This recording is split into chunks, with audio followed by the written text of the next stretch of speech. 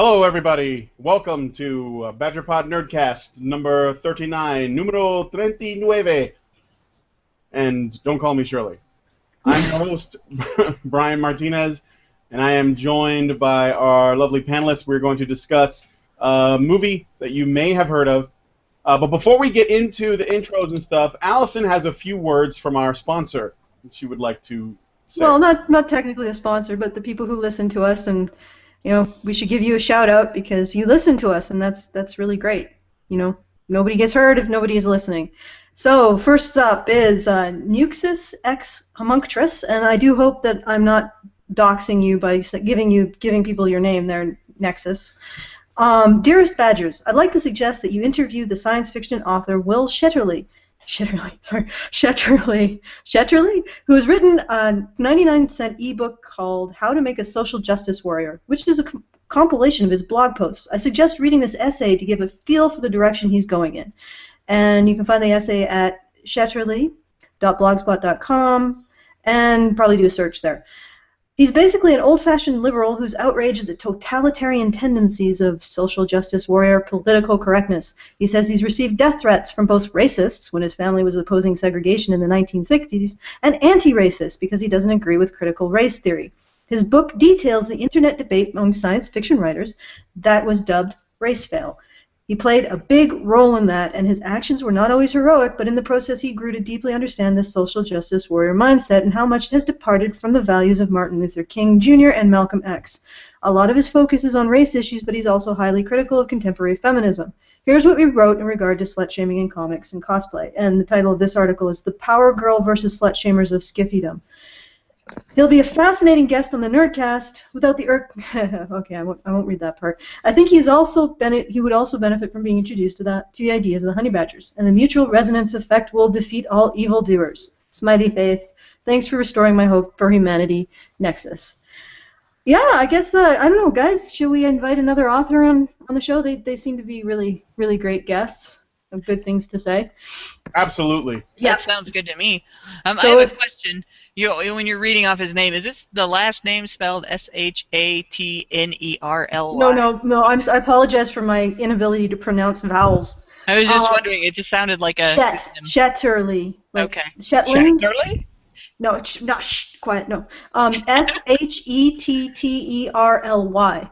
Okay. Is the name, and it's shetterly.blogspot.com. So yeah, go check him out if you're listening. And if he is by any chance listening, he could. We'd definitely love. We'd like to talk to anybody who will talk to us. So, drop us a line. You can drop us a line at topic@badgerpod.com. And anybody who's listening, you want us to talk about something, drop us a line at topic.badgerpod.com.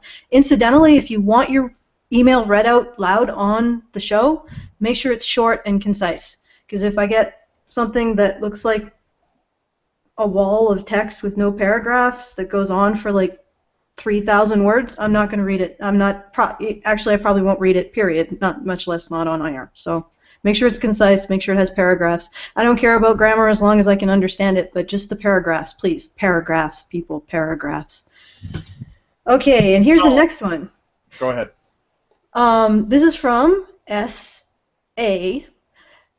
Christopher Lee is a topic, right? Music, to follow up The Wall and the male perspective, could be one show. Tommy by The Who and The Lamb Lies Down on Broadway by Genesis. The fact that Genesis produced 3 solo artists is itself somewhat unique. The 2 mega artists, Peter Gabriel and Phil Collins, and the lesser-known guitarist of Genesis, Steve Hackett. Kind regards, The Swede. Thank you, Swede, and also thank you for an email that sort of reads like a haiku, which was nice. Interesting. Very compact with your information as well. I thank you for that. And what do you guys think? Christopher Lee, The Wall, should we do those? Christopher Lee could certainly get his own show. Yeah, definitely. Several shows. Yeah. We'll just do Christopher. If you want me to talk about Phil Collins, we might have the best show on our hands since the Lynch rant. Not fond of Phil Collins. Well, we always aim to annoy you, Mike, so there you go. Sounds like a Phil Collins show is in the works. I can feel it coming in the air tonight. Oh, yeah. Wait, but what about Peter Gabriel? He's got an acquired taste, right? Doc? I rather like him. Yeah. Mike? Yeah, well, yeah, he's no one's as bad as Phil Collins. So this is a silly contest. Peter Gabriel did that charity album with Pavarotti and friends, for children of Sarajevo. So he's a good guy. Yeah, we can play some games without frontiers. And how about oh goodness, that rock opera, the Tommy by the Who. Yeah. Yeah, the Who have done a bunch of things we could talk about. Yeah, they're Yeah. True enough. So let's see what else we got in our mailbag. Katie has made an inquiry. Hi, Badgers. I just rewatched the movie Mr. Baseball, starring Tom Selleck. Personally, I think it's a hilarious movie, but I also think that the movie deals with many of the subjects that are discussed on the podcast, and I wanted to ask the Badgers if you would be willing to talk about it. Thank you for your time, KD. Oh, thank you for being so polite and concise, Katie, and also... Yeah, well, I only had one paragraph, but I thank you for having a paragraph, so there you go. Excellent work. What do you guys think? Mr. Baseball starring Tom Selleck. Does anyone watch that? I hear silence. I'd never seen it. I don't really know. Okay, well, I guess we would have to watch it first, KD, but we will look into it. And thank you for your letter. Okay, sorry, your email is too long for me to read. Okay, JF contacts us. Hi, you disgusting MR rapists and convention evacuees. How are you doing? I really love the Nerdcast, but I feel it's been off topic of the general topic that the old Nerdcast used to really ring in, and they tended to tie themselves to men's rights. Lately, it's mostly hobbies or shows or something of the sort, and it's nice and all, but it doesn't really hook me, so I thought I'd suggest something that Brian would no doubt love. But Rachel, too, might find something to ring around and dig into. Manime. That's not a typo, but anime that celebrates the masculine. There's tons of it. Japan is great for its grasp on gender and how men and women behave, and has rich characters all about that explore all venues of the gender spectrums. Shows that indulge and roll around in femininity and masculinity are abundant, but some of the best are the things like the new JoJo's Bizarre Adventure series and Tengen Toppa Gurren Lagann.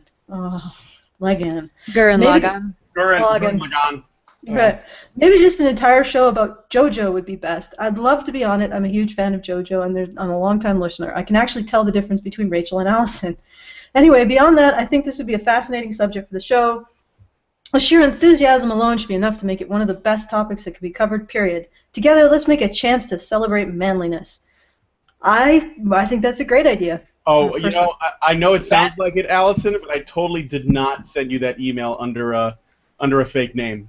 Because nobody's a bigger show fan than me. That pierces the heavens. Yes. Believe in the me that believes in you. This is one of those, in this life, I have no regrets type of shows. I will talk about Gurren Lagann for hours and hours. There's so many metaphors there. Yeah. And I would like to watch JoJo, so. You have to. See what's behind me, Cherry. I've got a huge wall art of Gurren Lagann signed by one of the voice artists. Is it the English or the Japanese voice artist? Unfortunately, I could only get the English guy so far. Lame. Yeah, but it was the English commoner. Oh, okay. Yeah, so we could certainly go posing in the future show. Did you see the My Little Pony JoJo's Adventure crossover that I put through one of the rooms? I think it might have not been a room that. Okay, but it was actually pretty funny. No, I have not, but I think I've seen some of that MLP stuff that's tied to JoJo. So, yeah. Maybe we could do a crossover show. Definitely. I would love to go. My Little Pony and JoJo's Bizarre Adventure. Yes. Okay. All right. Last email, and this is from Mr. 0303. Hi, Badgers. I have a couple of suggestions for the Nerdcast topics. 1. The Powder Puff Girls. The whole series was under the banner of girl power, but was hugely popular amongst boys as well. Why do the Badgers think that's the case? Some interesting episodes that mocked and deconstruct feminism and social justice warrior mentality are Save Mojo, Equal Fights, and Members Only. Number 2, the Wonder Woman animated movie from 2009. The DC universe the Amazons live on is an isolated island with little to no contact with men. Their narrative is that men are evil and savages, and this seems to be the case since the main villain is male. Wonder Woman's portrayal here is excellent. She is a bridge between her tribe and the so-called world of man. I think there's some really subtle critique and commentary on the traits of both genders in there. Plus, it is heartbreaking to see the contrast between this version of Wonder Woman and the recent one in the comics spouting feminist terminology. 3. The Last of Us. This one is a bit odd, but if you played the game, could you share your opinions on it and expand and its expansion Left Behind? I found the main game to be great when it came to representing characters of all genders, sexualities, and ages, but the DLC felt like a social justice narrative sledgehammer to the skull. Regards, Mr. 0303. I think those are some good suggestions, definitely. Yeah. Mr. 0303, I actually played The Last of Us and the expansion pack, and I agree with him 100% on how it felt really wedged in. As much as I love that game, the expansion pack did feel a little, well, really forced. But I could certainly talk about The Last of Us. And also comment something that was said also. It's Powerpuff Girls, no D. That's something that the Powerpuff Girls themselves have said. Powerpuff Girls, okay. No D!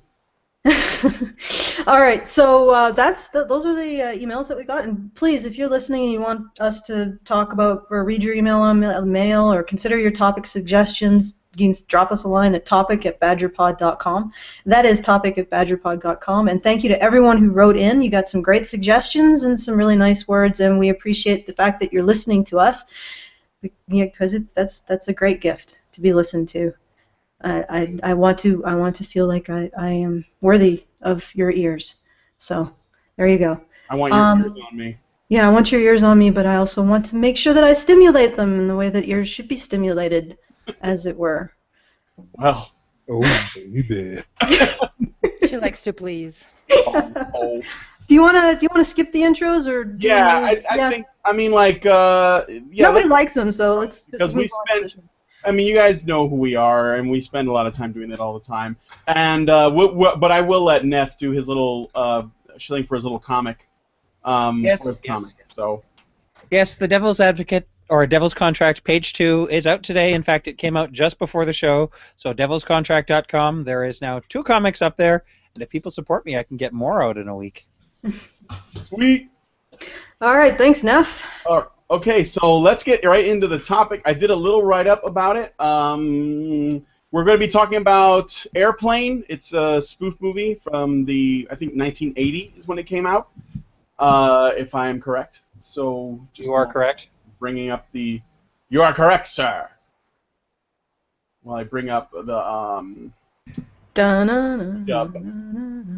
Am I making it easier or harder for you to bring up what you need to bring up there, Brian? All right, I got it. Yeah. Airplane. Among the most favored of all genres in film is comedy. Despite this, comedy almost never gets the accolades in the eyes of critics and journalists, and certainly not in the eyes of award committees, as it very rarely wins an Oscar. Fortunately, comedy remains a favorite in the eyes of the masses, however, even if most of it today is actually quite bad. So we turn our eyes to comic films of yesteryear, specifically a subgenre within comedy known as the spoof film. A spoof film is, in concept, takes a fad or trend in film of the time and then turn it rightly on its head or ass to show the audience how preposterous it really can be. It was very difficult for us to narrow down the show to a single idea, as we were going to just do a show all about spoof films in general, because there are so many spoof films. And so many of the ones in the last 30 years, well, many of them were actually bad, but a call was made just to discuss one for now and see where the waffling goes. And we decided on Airplane. By all rights, you probably should hate Airplane, simply because its influence stretches to every single woeful parody film made in the last 3 decades.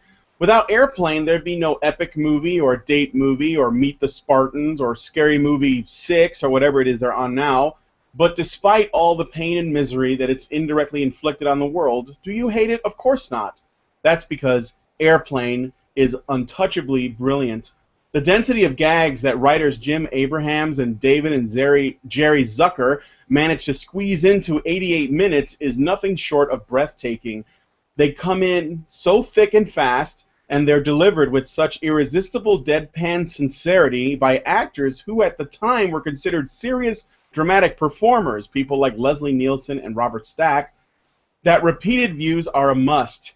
And what makes Airplane all the more incredible is that it refuses to be dulled by familiarity. No matter how many times it gets quoted or how many of its catchphrases have entered the modern lexicon, Airplane is still as fresh now as it was on release. Discuss. I mean, I'm done. I love this movie, obviously. And I think that there have been a lot of spoof movies that were made, but I think that very few of them are really good in the way that Airplane is to me. Spoof movie? What's that? What was Airplane spoofing, specifically? At the time, there was like a lot of disaster films that were really in, specifically around like airplane crashes. So it was spoofing that. It was basically spoofing disaster films of the time. Actually spoofing a whole host of individual movies. There were references to all kinds of, even in the credits, there was a Kentucky Fried Movie reference in the credits, but there are references to, if you look up at the IMDb, it'll tell you like all the different movies that it referenced and everything, and there were a huge, and it's been referenced in a lot of other movies since then too, and a lot of other shows too. Yeah, I definitely appreciate the spoof humor genre, of course, and as you mentioned, I really like the connection you drew between obviously movies like that and then everything that we have nowadays. All the even the Mel Brooks kind of, I guess, came from a lot of these. And for instance, I remember Hot Shots, or is that what it's called? Hot Shots? Yes, maybe not. Hot Shots. Yeah, the one with Charlie Sheen. Oh, it was so good, Yeah. so good. Yeah, way to spoof. You know, obviously a war. War porn movies, torture porn a little bit, but I feel like the only movies nowadays that have come even close to anything like that has been Tropic Thunder. Tropic Thunder is the only one, in my opinion, of the current comedies that has left the 90s, you know, or even the aughts, the Meet the Fockers kind of cringe humor that started coming through all the like the Interview and Borat and Superbad, all the like the new comedies. They're kind of more cringe humor than, and of course characters like Michael Cera, their whole personality and their whole comedic persona is to be cringy awkward. So that's kind of the new era of humor nowadays. And of course we left behind like the really cheesy scary movie and all that stuff, but there are a few gems like Tropic Thunder that still manage to create and craft interesting, funny, non-cringe humor, but also even bringing puns back and doing a spoof where it's almost like breaking the fourth wall in a sense that we're all agreed upon that we're making fun of this one thing that we all have context and relationship with. And we all can reflect back on that context we have and then look at this new thing we created and laugh about it. So, yeah, I'm a big fan of anything to do with puns, and I love Leslie Nielsen movies very much. And if you guys have other examples of well-done spoofs other than Mel Brooks or the obviously Tropic Thunder, I would be willing to. I mean, I'd like to hear that. Neff? Well, two things. First off, the problem I have with modern spoof movies is that they have a tendency to be too referential on pop topics that are gone within a year. You know, some kind of silly fad. The thing about Airplane is it took something that doesn't require you to have knowledge of the original fad in order to make fun of it. I mean, it even in the intro itself, they're making fun of Jaws, and they're doing it in a way that everyone can understand it. Everyone knows what it is because it's not just a fad. They're using a pop culture icon, something that everybody knows. And also, one thing that in regards to what Anna said there, actually, Airplane did break the fourth wall very obviously in the scene with Kareem Abdul-Jabbar where he breaks character and starts talking to the kid as the actor. I also wanted to point out something about this was Leslie Nielsen's first comedic part. He was not known for comedy before this movie. He was actually a more serious actor. Some of the other actors in this movie were as well more serious actors. It's actually what made their delivery of their comedic lines more funnier. Actually, it made it funnier. But so it wasn't. If it wasn't for this movie, we would not have had all of the many roles that Leslie Nielsen ended up playing as you know, his comedic roles in oh gosh, Police Academy. God, I can't even think of all of them now. after Airplane. But the other thing is, regarding the fads, there were time sensitive or I don't know, I guess you could say time seasonal things in this movie that later generations are not going to understand. The Ronald Reagan references, for instance, that was 1980 was when he was running for president for the first time. It was a very politically charged time period, and Hollywood was not happy with him at all. And so there was that was actually very political, having those references in that movie. But it was one of those things that was fun to make fun of politicians, but it was also a very political thing. And then there were references to other things. We just looked one up right before the show. I think I still have it. Yeah, I still have the page open for it. The Anita Bryant song reference where they said they hadn't seen anything like this since the Anita Bryant concert. And Leslie Nielsen's character, Anita Bryant, was a singer. She was also a Miss Oklahoma beauty pageant winner. She was a spokesperson for the Florida Citrus Commission and an outspoken opponent of gay rights. And she was very, very hated for speaking out against gay rights. She actually, in 77, she had this is from the Wikipedia, by the way. I'm using the crappiest reference source possible, but it was the first thing I found.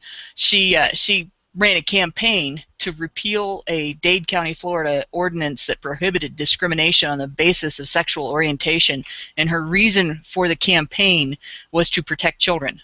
So she actually campaigned on the idea that children had to be protected from gay people.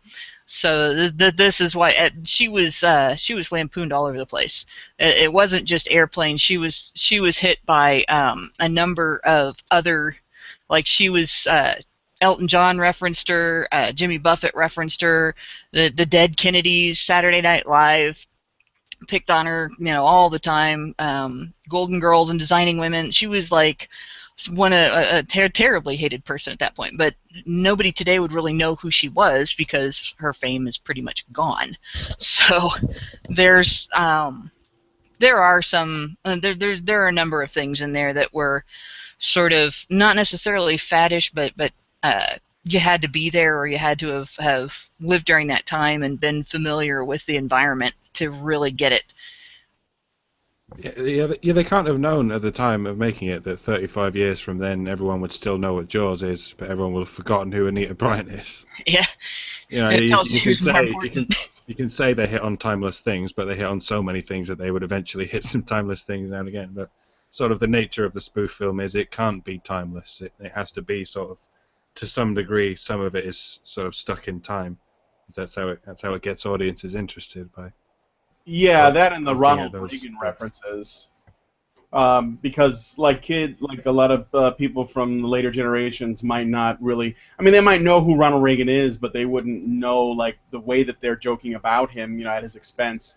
Because there's a woman who gets sick on the fish, and she says, I haven't felt this bad, since last time I saw a Ronald Reagan film, and you'd have to have known who he was to have that humorous reaction. Well, I think it's also interesting when these movies become basically artifacts of the history in the past, in a sense that I see a lot of people my age, in my age group, are growing up, obviously, and they're looking around the world, and they're seeing how things aren't exactly how we were told they are. And you start looking into, well, how did we get here? So you start actually becoming interested in history. Well, back in the day, in high school or middle school, it was that dreaded subject that wasn't interesting. You just had to memorize dates. But now it's like, wait a minute, history is actually how we got here.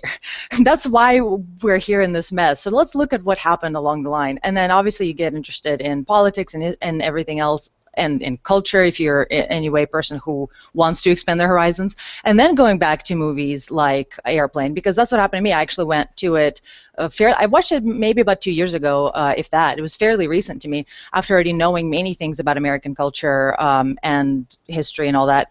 And watching it and seeing how people of the time were reacting to things was quite fascinating. I actually have the same feeling about X-Files, watching it and seeing how people in the 90s conceived of the world and what relevant topics were and how they conceived of everything is quite fascinating, and I appreciate films like Airplane for that as well, because you can go back to it and it's almost a snapshot in time.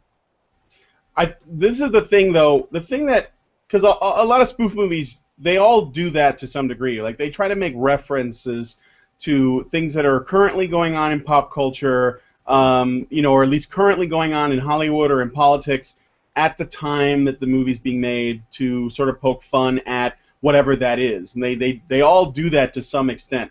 But I think that some do it more successfully than others, and the reason why is because sometimes the things they choose, they can be really, like, they could be forgotten by the time the movies even come out. Like some of the references are lost already, and some of them are a lot more, like, you'd have to have like an eye to be able to tell, like, is Jaws going to be an important film in like 30 or 40 years, And yeah, they couldn't have really known it at the time.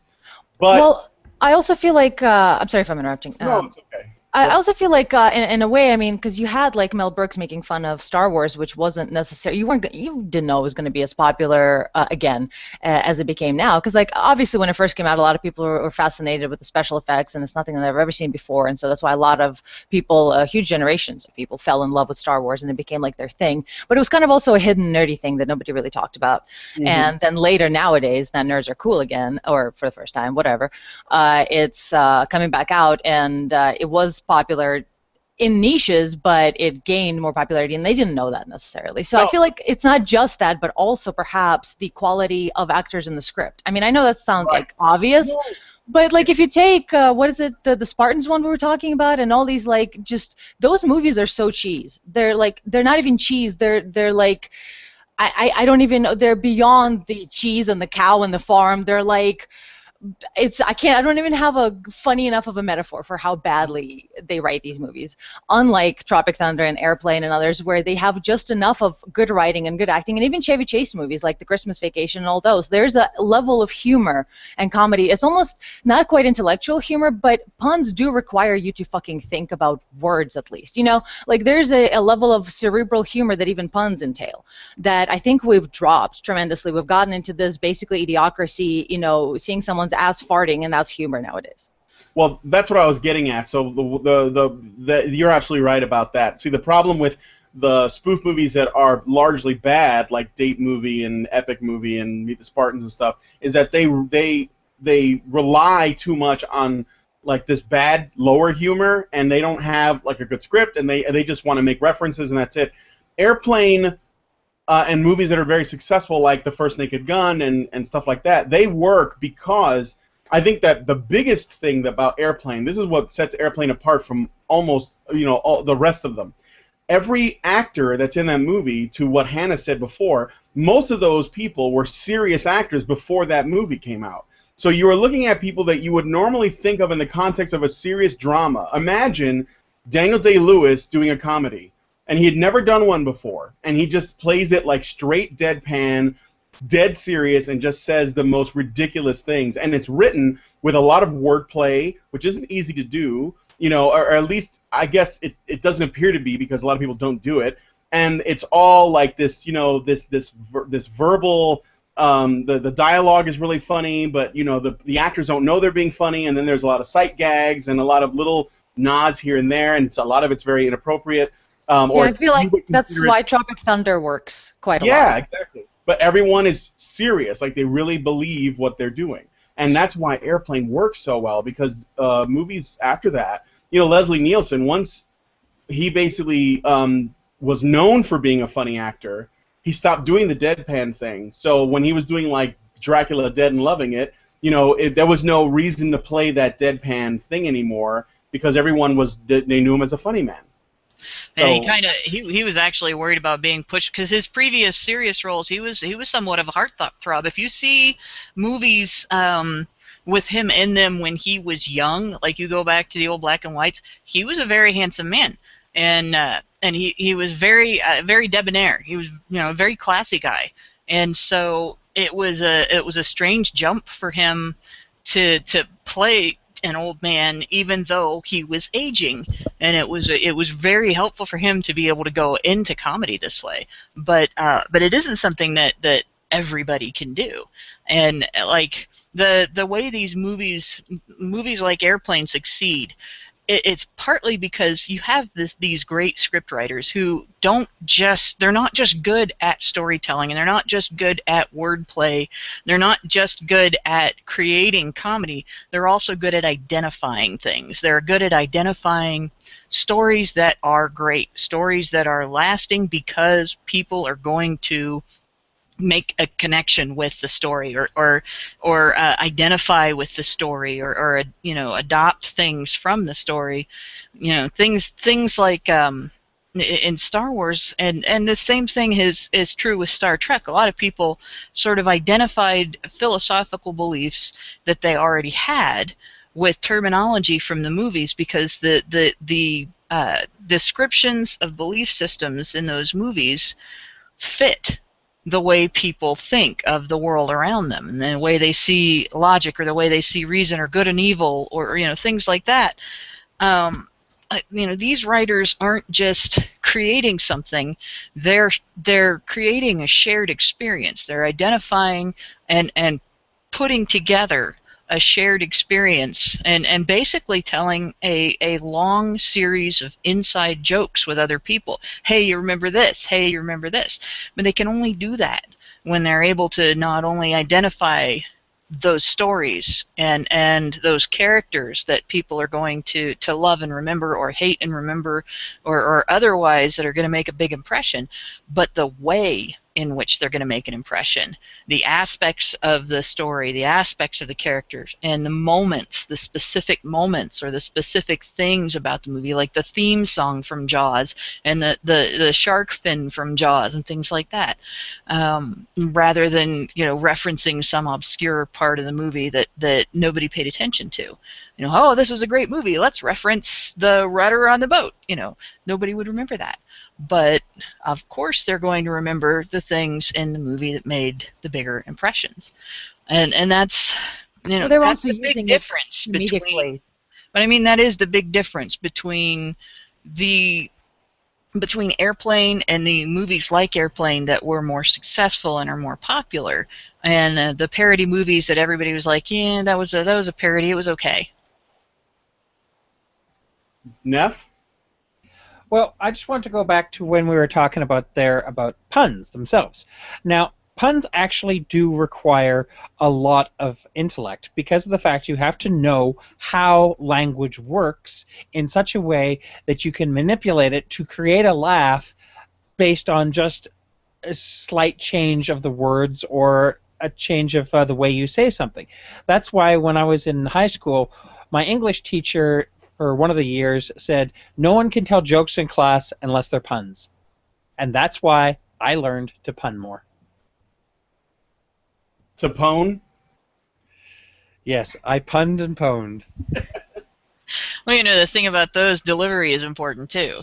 You don't like stress it and throw people off and everything. You just talk. You go right through it like you're not saying anything abnormal or unusual or anything, and that is what really makes it hit the funny bone.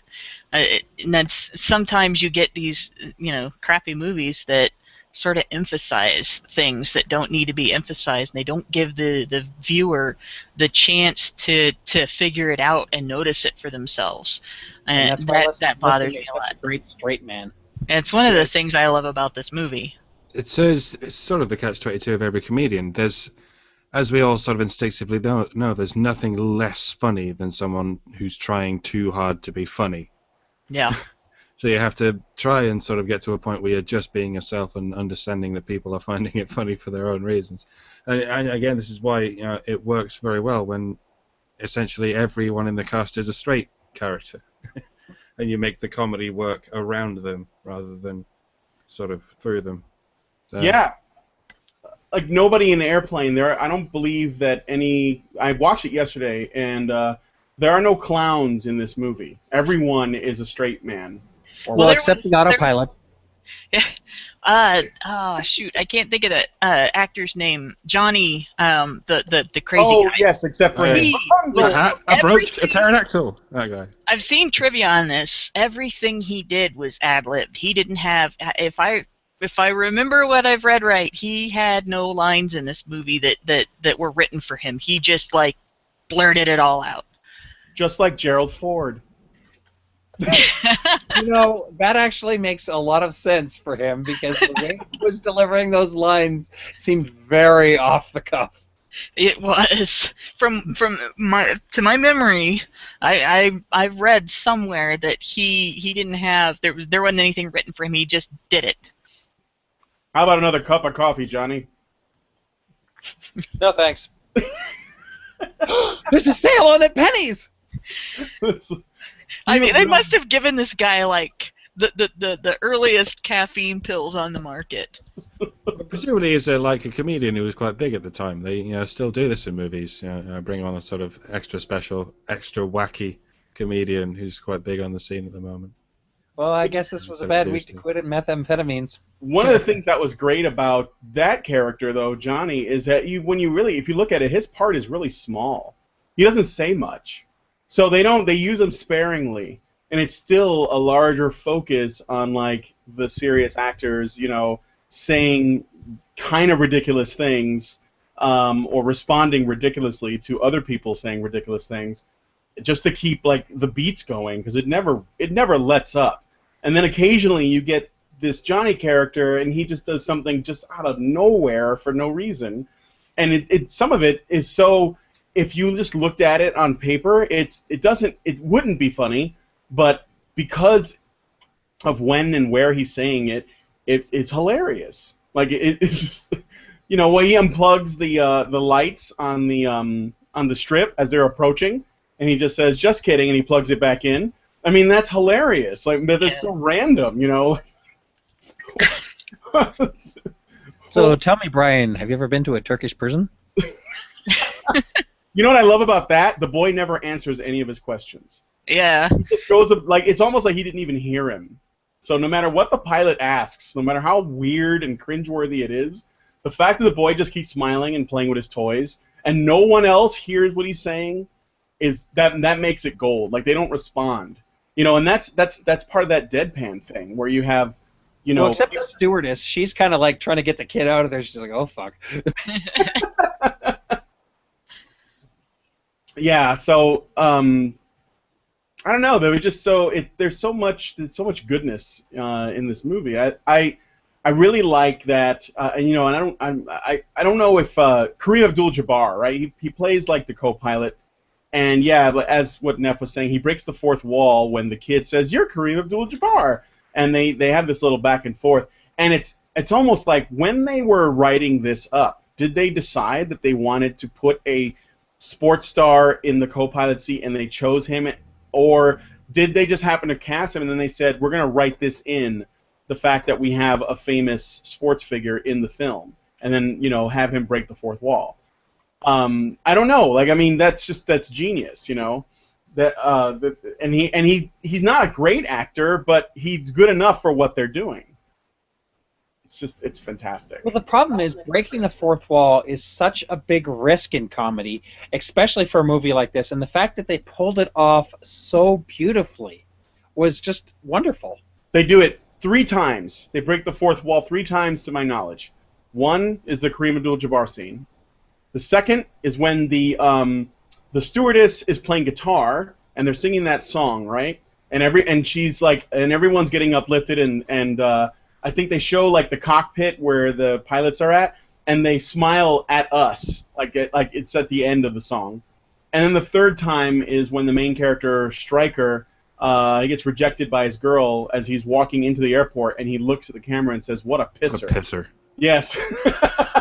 Exactly. The first example, I don't think is technically breaking the fourth wall, because nobody looked at the camera. Nobody actually interacted with the audience. Yeah. Yeah. No one actually, made light of the fact that there is an audience. It's just I mean, within the context of it all, it could have still been Kareem Abdul-Jabbar. See what I mean? Yeah, that's true. You know, this is No one also. wants to get technical about the theatre. That's what it all gets dragged down, yeah. But there's another word for whatever that is. Yeah, I can't think of what it is, but you're right. There's a specific description for that. I don't know if it would just be just basically be referencing reality, but it's or breaking character. But unless you consider the fact that he was playing himself in the movie. But the thing this movie was a first on for me was finding things in the credits. It used to be like watching more serious movies and everything. You just see the credits and there was nothing special in them. And you go through the credits of this movie and there's all kinds of cute little hidden things. After Best Boy, there's Worst Boy and it lists Hitler, and there's a credit for Dickens as the author of A Tale of Two Cities. And then the thing I mentioned earlier, the reference to Kentucky Fried Movie with the oil company, Argonne Oil Company. And I had to look up and see if that was actually in there, because I remembered it being mentioned by my dad when I was a kid. And just all kinds of odd little things in the credits. I think that was the first time I saw it. I think the second time I saw it was the opening credits in Monty Python and the Holy Grail. Uh-huh. Oh, God, yes. That one, they had way too much fun with the credits. They did that on a Muppet movie, too, where the Muppets could read the credits. They were looking at them as they were... I don't remember which one it was, but it was one of the early Muppet movies. That actually might have been the first one, the Muppet movie. Yeah, I think so. I think they're in a balloon or something when that's happening. But there was something else I wanted to mention about Airplane. Oh shit, it's gone now. It's gone, you guys. I can't remember. Don't drop the soap. Your internet's working, Allison. You've been quiet. Soap? What's that? It's a thing that you use to clean yourself with, but that's not important right now. You probably use some sort of sonic shower in Aliens, with your ships and stuff. So. What did you want me to say? I mean, if you guys are running out of ideas, why don't we... Well, the one thing that we haven't mentioned is the... I remember. Well, I'm glad I could have ferreted that out for you there, Brian. I have a use. I was watching a movie, and I was thinking about... I was looking at the things that they did that what we would probably consider to be today... with how PC our culture has become, that would not be acceptable. And there were so many things in this movie that do that. From the fact that was the woman who is like losing control, and she's like, I can't handle this anymore. I gotta get out of here. And they slap her, and then there's like a line of people waiting to hit this woman to because there's always that moment in a regular disaster movie where someone, usually a woman, becomes hysterical, and then they shake her and slap her out of it. But in this, they kind of take it to the next level, and there's all these people doing it. And then there's the two black guys that speak jive, and they're on the plane, and they're speaking in their... It's almost like its own language, and June Cleaver has to come and like translate for them. And these little things, like and then they get mad at her for it. Yeah, Air Israel, which is Shalom. Yeah, there's a lot of stuff that you couldn't do in a movie today like that. The various methods by which different nationalities are known for committing suicide. Yes, I was just gonna say, like the Japanese guy played by James Hong, who's actually a great Asian actor that's been in a bazillion movies, where he commits seppuku because he couldn't handle the story, a Stryker's backstory. And then there's like the guy in the turban who's gonna burn himself. And they still couldn't get a genuine brown guy. It was just a slightly blacked up white guy. Yes, he was. I think they'd be able to find a genuine brown guy by then. Are we losing Mike? 1980. Oh shit! Are we losing? Oh, I heard. I can hear him. I can hear him. I think we might be losing you instead, Hannah. Oh, I hope not. Spiraling We've been having bad weather here, but it's not bad now. It shouldn't be causing me problems now. Okay, Mike, continue. Oh, I was finished. I've already forgotten what I said. And there's a bit where Robert Stack is walking into the airport, and everyone's approaching him for various donations and causes, and he basically beats the shit out of everybody on his way into the to the airport. I still have to wonder how much that guy's going to get charged for sitting there in the cab. Oh, Yeah. 20 more minutes, and then that's all I'm giving him. But he was I think he was at like $22,000 like at one point, because I was looking at the flag. But he waited. I don't know whoever that was. But yeah, that was great, and it was a Hare Krishnas. I don't know. I don't think do we still have those around today? No, Well, I there think weren't we- anybody. There weren't any of them at the airport I went to. There's none in the Dayton International Airport. Yeah, I don't know if that's like out of style now or what. Because I mean, it was a thing back then, I guess. But yeah, that was pretty funny. And no, it was. Oh yeah, and there's also a couple of other things that you think about. That's a sign of the time. Like they mentioned that the airplane had a smoking and non-smoking section. Wow, like people don't smoke on airplanes anymore. I never thought you could do that. I actually appreciate that change quite a Yeah. bit.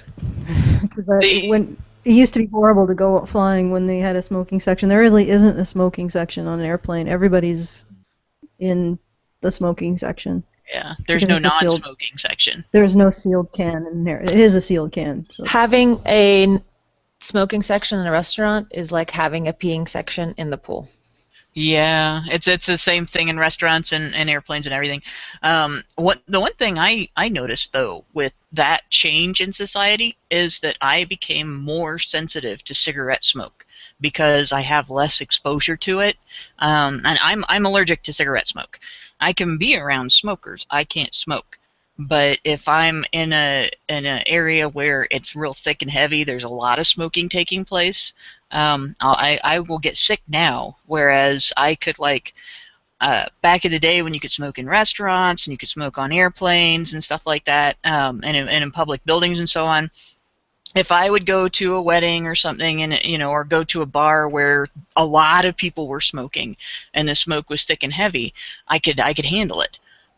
Now, if I go to somebody's house and the entire family there smokes, and it's in the furniture, and it's there's smoke in the air all the time, I get sick, and that didn't used to be that way. It does say something for the specific type of homeopathic treatment that gets used for allergies. Which is, it's what they do with allergy shots. They give you immunoglobulin with little bits of allergen in it to immunize you. But one of the things, to get back to the movie, one of the things I wanted to mention that we really haven't talked about is the way the movie used a really lighthearted approach to sort of examine and poke at some really deep issues in society, and specifically in relationships between men and women, and sort of the way the dynamics of those relationships, the differences in expectations and everything. You could see, Stryker, he pretty much accepted the main character, the female character, as she was, and she was not a perfect character. She had a lack of patience with him, and she had some other problems. She was kind of a ditz, and he didn't ask her to be different than she was, but she wanted him to be different. She wanted him to get over things, but didn't really offer him any means to help him get over things from his history that were really bothering him, that were really weighing on him and everything. And it took the adventure of the movie itself. It took the adventure of basically being the person that thwarted a disaster to help him regain his confidence in himself after feeling like he was the person who caused a disaster. And it was quite a neat way of sort of communicating that to people, that sometimes it takes going through another traumatic event and demonstrating to yourself and the people around you that you've learned from the first one, you've picked up ways to handle the circumstances you're in, to sort of recover your ability to have confidence in yourself and act on your own behalf and actually handle those circumstances. It's one of those things that if it had been approached in a more dramatic way, it would have been much harder for people to watch and take in and process. But by surrounding it with comedy, it turned it into something that was much easier to parse and much easier to identify with without dragging people down to an emotional level that would sort of keep them from wanting to confront it. Well, I mean, Hannah, she had such supple, pouting breasts and firm thighs. It is too bad that it didn't work out. It is a shame.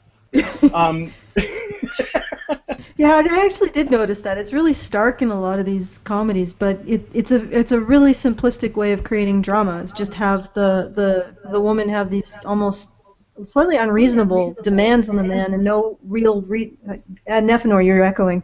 You're gonna have to mute. No real support for him. He just has to abide by her demands, and there's just no question that those demands are absolutely important because a woman made them. So it's like she becomes a plot device. So it's a little insulting to the character too, because she ceases to be sort of her own person in that, because nobody says, well, is this person who's making these demands, does this make her a good person or a bad person or a judgmental person? She just sort of ceases to be, and she just becomes sort of like a demand, the way climbing up a mountain and having no oxygen is a demand on you if you want to do that. So yeah, I mean, and I think that's a very simple way of creating a conflict, by simply having a female character make a demand of a male character, and there just doesn't seem to be any question whether or not that demand is really acceptable, or why she should be able to make that demand without also supporting him and actually achieving it. And I don't know if I've actually jumped the queue, so I will be quiet now. Do we still have a queue? Yeah, I'm next. And we also have an ambulance somewhere. There are sirens blaring behind me because it's like a thunderstorm watch here in Chicago. It's really coming down over here. Yay. I gotta leave soon to go to my class. But I wanted to bring it back to the thing about the risks that they took. I hope that this doesn't become too irritating. Oh my god, it already is. Okay, and Nephenor, why don't you go ahead and say what you want to say while I try to seal my room off. Is it foggy this side of the Rockies for you? Anyway, well, actually, I was going to comment on the fact that they are using comedy in a very good way to talk about both the post-traumatic stress disorder that he had, but also how he got over it. And this is something that if they tried to do in modern society would get yelled at. It would get, oh, this is triggering for me. We can't have this. And this is exactly why we need comedy. This is what comedy is here for, to help us deal with things that are too hard to face in a way that you can't do normally. And this is exactly what it's for. And yet we are being told we can't do this anymore, and this is wrong. We need comedy. Comedy needs to be there to do this for us. It is our bridge to the hard. All right. Now I think I'm good. So let me just say what I was going to say. No, I don't think you're good. I think they're coming after you there, Brian. Okay, I'll try to make this quick. For those of us who either are admirers of comedy or even writers of comedy, like Mike, do you think that one of the things that I think that makes Airplane good and a lot of other comedies that have been really good at doing what they do is that they sort of disregard all of this the PC-ness, the political correctness is out the window. So they basically, all bets are off, they make fun of whatever they want, which is what Airplane does. Not entirely, there's a lot of wordplay, but there's also, with the other things that I was talking about, the stuff that people today might see as sexist or racist or, Islamophobic or whatever. Do you think that this attitude would have made, if Airplane were made today, let's say they were talking about remaking it, which is entirely possible because this is what Hollywood does, do you think that it would be dramatically different from how it was, not only in that we're making a movie, many, many years later, but also in just in terms of how our attitude is towards this kind of media? Why does Airplane why it stands out. Well, just like a joke is supposed to be sort of a setup and then something that confounds your expectation based on that setup. Comedy, as a sort of thing, has to stay ahead of the curve. It has to know what the audience is expecting to see and go a step ahead of that, or X number of steps ahead of that. And really, Airplane was doing that at the time, but it was easy to know back then what the audiences were expecting, what the censors were expecting, because there was because there weren't social justice warriors were wandering around everywhere. Nowadays, you can't even predict what's going to piss everyone off because everything pisses everyone off. There is no staying ahead of the curve because there's no curve anymore. The whole thing's just bled out like a liquid. It's a wall. What really needs to happen now is that somebody needs to make a movie and just title it Offensive Movie, or even go all out and just call it the most offensive movie ever, and just shove as much shit into it that would offend social justice warriors as humanly possible, and just make that the entire point of the movie, and play that, and then it'll burst the seal, and after that everything else they can put in movies again, because none of it will be as bad as that. We can have like Idris Elba star in it as like the Grand Dragon Wizard of the Ku Klux Klan. I think that would be a good start for casting. We could start the movie out by the Grand Wizard of the Ku Klux Klan running for president and actually getting elected instead of shot, which is what would happen in real life. He could beat Hillary Clinton. Oh, no. Billary Clinton. And you have to use the images from online, like the memes online of Hillary Clinton that Republicans have made that show half Bill Clinton and half Hillary Clinton, and just mashed together. So we're talking about making a poll movie, basically, yeah, right? And yes, there is a movie like that. It's called Bad Taste. I'd forgotten about that movie. Holy crap. And I don't think really re-releasing, Derek Bias says re-release Blazing Saddles. I don't think that would be enough, because it already exists, and people would be like, oh well, that movie was from back when this stuff was okay, and there would be all kinds of oh well, this was made by Mel Brooks, so it's okay, and there'd be all kinds of excuses for it. It needs to be made by a middle-aged, middle-class, cis, straight, white male. And it needs to be produced and directed by one, so that everybody will get mad at him for it. Okie dokie. In fact, we could watch and count the SJW explosions. And with that, shall we adjourn? I think I need to, because these sirens won't stop. No, they're coming after you, Brian. You gotta pack your get-out bag and go. Yeah. Well, you better reinflate the autopilot. Yeah. Oh, hee hee, haha. All right. If you guys out there are listening, and you definitely are our hardcore audience if you're listening today, considering what's going on in Gamergate land, please send some topic suggestions or your emails, or just how much you freaking love us or hate us, or completely indifferent but just want to write an email to tell us how indifferent you are to us. But anyway, send it to topic@badgerpod.com. And if it is short and with paragraphs, with the necessary paragraphs, I'll read it. Please don't send a novel, because it's very, very difficult to get through a novel. And if you are going to send a novel, please put in paragraphs. And maybe highlight the stuff that you think is the most important. That would really help as well. I know I sound like a snot, and I probably am a snot, but if you get lots of mail, you understand what I'm talking about. And so again, it's topic@badgerpod.com. And yeah, I think it's good. Well, let's Brian deal with the freaking sirens. Yeah. If you guys are into movies about gladiators, feel free to email us about that. Or if you like hanging around in a gymnasium. before we go, how Yeah. about Nephinor? Yeah, thank you, Nephinor. How about we do a brief little round robin about the next week's topic, and then they'll know what it is, and then maybe they'll watch it, and then we'll be able to talk about it with people who have watched it. What do you think? Sure.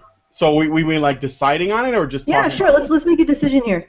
So we've had a couple suggestions. We've had let's see, Tommy, the rock opera, and then there was a couple other musical suggestions. One of which that Mike thought was really interesting. Oh yeah, Mike, because he loves Phil Collins, right? So we're gonna do like a Yeah. Oh, I love that groan, Mike. Yeah, You're really selling the Okay, Phil we're Collins. voting Phil Collins now. Yeah. Okay. All right. So we got one vote for Phil Collins. I vote Because I want to hear Michael. Dr. Random Cam rant. Oh yeah. You see, Mike, this is the problem. When you have annoyance that's so sublimely beautiful that it causes people to have oral orgasms, they just want to annoy you more. It's just the way it works. Well, okay, let's definitely do Phil Collins next week, and maybe another topic because we probably can't talk that much on Phil Collins without Mike wanting to kill himself. So, Well, what? Let's talk about American Psycho, because then I could do an aside. Ooh, yeah, let's do that. All right. It's a good movie. So Phil Collins and American Psycho next week. It actually relates on the topic of popular music in a sense. It's come up in a couple of conversations before, isn't it? we were also talking about doing Red versus Blue, and I wouldn't want to not. Well, we have- but Yeah, I know, but that's going to require a little bit more logistics if we're going to be able to get Panina on. So. Yeah, you gotta watch it too. It's a bit of a series. Yeah, so that's a little bit more of a long-term goal. We can bring it up next. to do steampunk authors one of these days. I would very much like to talk about that. Alrighty then. So and Phil one day, Collins. yes, And Phil JoJo would be good. JoJo. Oh yeah, that's definitely. We're gonna have to do an episode on JoJo. But next week we will be annoying the good doctor with Phil Collins and I American really Psycho. want to know what he has to say about Phil Collins. Oh. And Whitney Houston. I can tell you what he'll be saying. He'll be telling you that Phil Collins will always be in his heart. Yes, I have one of those conditions where I have a hole in my heart. I call it Phil. And that's wow. Phil, get it? Yeah, I'd feel. Oh my god. Or Brian, end it. Okay, I'm leaving. On that note. Goodbye.